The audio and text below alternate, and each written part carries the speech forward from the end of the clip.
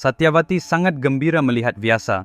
Ia menjelaskan situasi kerajaan secara rinci dan memintanya untuk memiliki anak dari menantu perempuannya, Ambika dan Ambalika.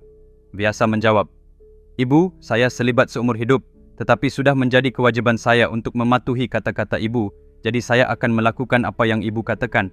Namun, alih-alih bersama mereka secara fisik, saya akan menggunakan kekuatan spiritual saya untuk menciptakan kelahiran kosmik."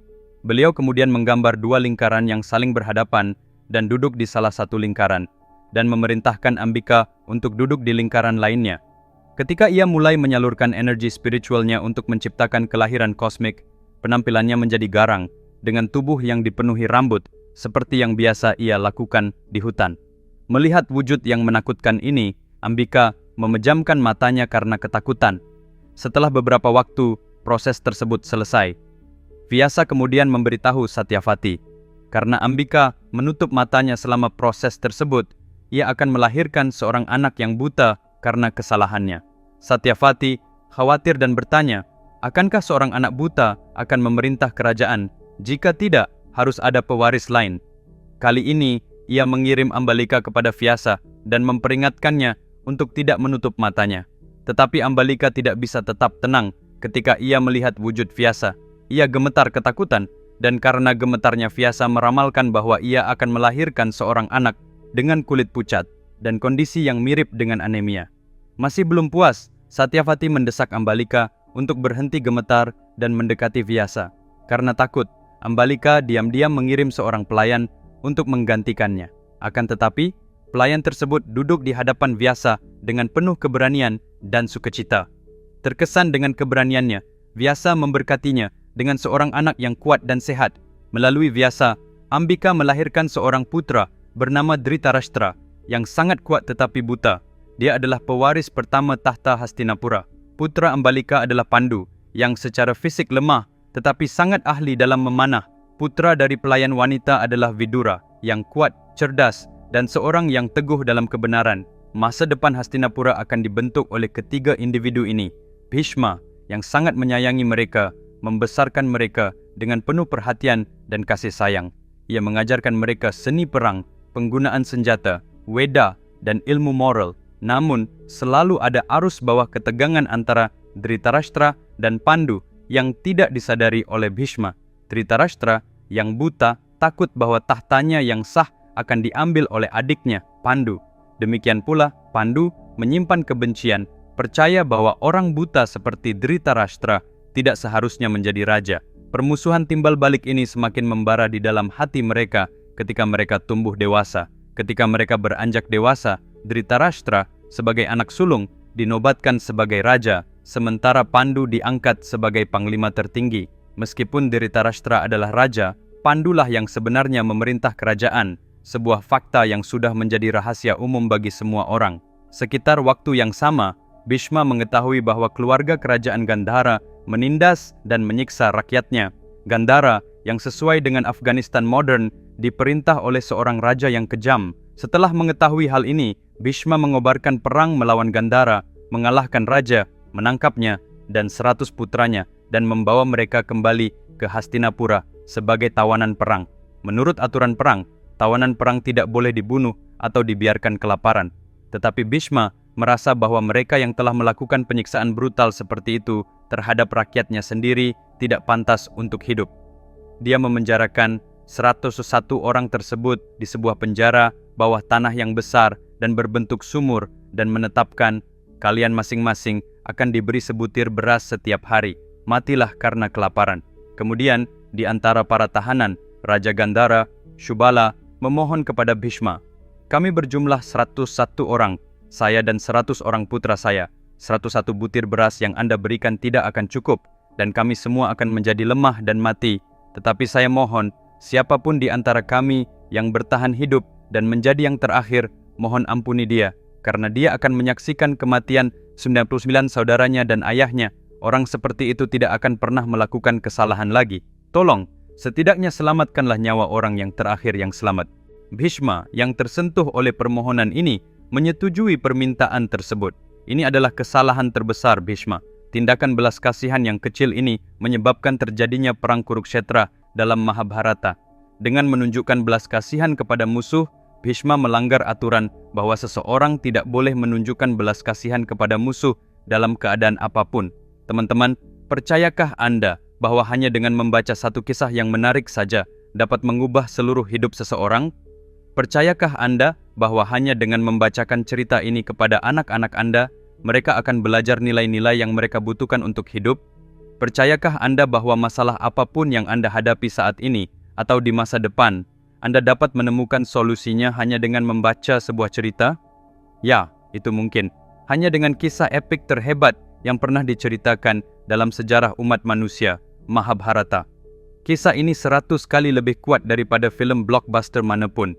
Ini adalah sebuah tantangan. Kisah lengkap dari Mahabharata yang ditulis oleh Vikramaditya tersedia dalam 2 jilid dalam bentuk buku dan e-book di Amazon dan 43 toko online lainnya. Buku ini tersedia dalam 54 bahasa di seluruh dunia. Tautan disediakan dalam deskripsi di bawah video ini. Pesanlah sekarang juga karena ini bukan hanya sebuah buku. Ini adalah perpustakaan kebijaksanaan untuk hidup Anda. Malam itu, para prajurit memberikan masing-masing dari 101 tahanan sebutir beras. Raja Shubala dari Gandhara memanggil 100 orang putranya dan berkata, "Anak-anakku, kita telah menyiksa rakyat dan sekarang Bhishma berniat untuk membunuh kita dengan cara yang lebih kejam dengan membiarkan kita mati secara perlahan karena kelaparan. Tetapi dia telah berjanji untuk mengampuni orang terakhir dari kita yang masih hidup. Orang terakhir yang masih hidup ini haruslah orang yang paling bijaksana di antara kita. Dialah yang akan membawa kehancuran total bagi keluarga dan kerajaan Bhishma. Mereka yang ingin melihat kita menderita dan kelaparan harus menghadapi kesulitan yang lebih besar daripada yang pernah ada dalam sejarah. Tetapi untuk mencapai hal ini, kekuatan saja tidak cukup. Kita tidak dapat mengalahkan Bhishma dengan kekuatan fisik. Kita harus mengakali dia. Jadi malam ini, saya akan memberikan kalian sebuah ujian. Hanya orang yang lulus dari ujian ini yang akan menerima 101 butir beras sebagai makanan. Kalian semua harus bersiap-siap untuk mengorbankan nyawa kalian." Shubala melanjutkan, "Masing-masing dari kalian memiliki 1 butir beras. Orang yang dapat memasukkan seutas tali ke tengah-tengah bulir padi tanpa merusaknya akan dianggap sebagai orang yang paling bijaksana, dan saya akan memberinya semua beras." Semua anak laki-lakinya mencoba, tetapi bulir-bulir padi itu terus patah. Di antara mereka ada anak bungsu yang melihat sebuah benda seperti tabung kecil dan sebuah sapu lidi di dekatnya. Ia meletakkan bulir padi di salah satu ujung tabung, mengikatkan tali ke kaki semut, dan dengan lembut membimbing semut masuk ke dalam tabung. Tanpa ada jalan keluar lain, semut itu menggali bulir padi, memasukkan tali ke dalamnya. Bulir padi itu tetap utuh. Pangeran muda itu kemudian menunjukkan bulir padi yang sudah diikat itu kepada ayahnya. Shubala sangat gembira dan berkata, "Anak ini saja yang bisa membalaskan dendam kita semua." Dia kemudian mengumpulkan semua bulir padi menjadi satu gumpalan dan memberikannya kepada putranya. Putranya ini diberi nama Shakuni. Shakuni tumbuh menjadi sangat bijaksana. Dia bisa mengetahui kekuatan dan kelemahan seseorang hanya dengan melihatnya. Dengan pembawaannya yang tenang dan persuasif, dia dapat membengkokkan siapapun sesuai keinginannya. Dalam beberapa minggu, satu persatu dari 99 saudara laki-laki Shakuni tewas. Akhirnya, hanya tinggal Shakuni dan ayahnya, Raja Shubala, yang tersisa. Shubala memanggil putranya dan berkata, "Shakuni, kita telah melihat 99 saudara kita mati di depan mata. Tidak seseorang pun yang bertanggung jawab atas kematian kita harus dibiarkan hidup. Saya juga akan segera mati dan Anda akan menjadi yang terakhir di antara kita. Tetapi waktu memiliki cara untuk menyembuhkan luka yang paling dalam sekalipun. Setelah kalian dibebaskan dan kembali ke kerajaan kami, kenyamanan dan kegembiraan yang kalian alami dapat menyebabkan kalian melupakan pembalasan dendam kami. Jika itu terjadi, kematian kita akan sia-sia. Jadi saya telah membuat keputusan." Shubala meraih kaki Shakuni, menatapnya sambil tersenyum dan tiba-tiba dengan gerakan cepat mematahkan kaki Shakuni di dekat lutut. Saat Shakuni berteriak kesakitan, Shubala berkata, "Dengan mematahkan kakimu, aku telah membuatmu lumpuh. Mulai hari ini kamu akan berjalan dengan pincang. Setiap langkah yang kamu ambil akan menjadi pengingat akan pembalasan dendam kami.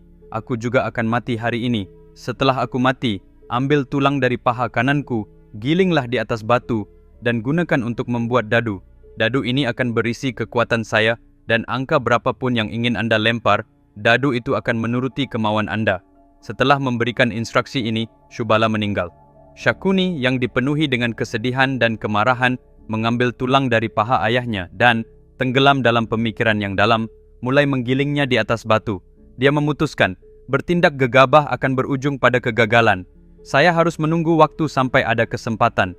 Ketika saatnya tepat, saya akan berada di dekatnya dan, dengan rencana yang dibuat dengan hati-hati, saya akan perlahan-lahan meracuni dan menghancurkan kerajaan ini. Sesuai janjinya, Bhishma membebaskan Shakuni, orang terakhir yang selamat. Tetapi Bhishma ingin memastikan bahwa tidak akan ada permusuhan dengan kerajaan Gandhara. Ia memutuskan bahwa cara terbaik untuk memastikan perdamaian adalah dengan mengusulkan aliansi pernikahan. Beberapa bulan kemudian, Bhishma pergi ke Gandhara dan menyarankan agar Dhritarashtra dan saudara perempuan Shakuni, Gandhari, menikah. Ia memuji Dhritarashtra, memuji kekuatan, kebijaksanaan dan kebenarannya, membuatnya terdengar seperti pasangan yang ideal. Hanya di akhir lamarannya, Bhishma menyebutkan bahwa Dhritarashtra buta. Shakuni yang marah menjawab, "Anda memujinya dengan semua kualitas hebat ini dan kemudian pada akhirnya mengungkapkan bahwa ia buta? Adikku tidak perlu menikah dengan seorang pria buta." Gandhari mendengar hal ini, bangkit, berlari ke kamarnya dan mengunci pintunya. Semua orang bergegas ke pintu, mengetuk dengan keras dan mendesaknya untuk membukanya. Ketika akhirnya dia membukanya, semua orang terkejut. Gandhari memiliki penutup mata yang diikatkan di matanya. Shakuni bertanya kepadanya, "Saudari, apa ini?" Gandhari menjawab, "Saudaraku, ketika Bhishma berbicara tentang kebajikan calon suamiku, aku telah menerimanya sebagai suamiku di dalam hatiku. Bahkan sebelum saya tahu bahwa ia buta, saya telah memutuskan bahwa ia akan menjadi suami saya." Ketidakmampuannya untuk melihat adalah sebuah kekurangan kecil dari seorang pria yang hebat.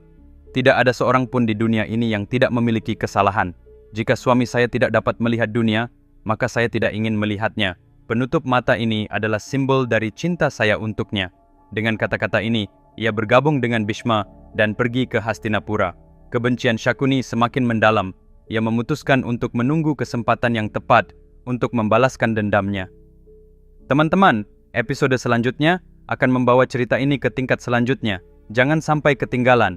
Kami akan kembali pada waktu yang sama Sabtu depan. Jika Anda belum memesan buku Mahabharata saya, lakukanlah sekarang.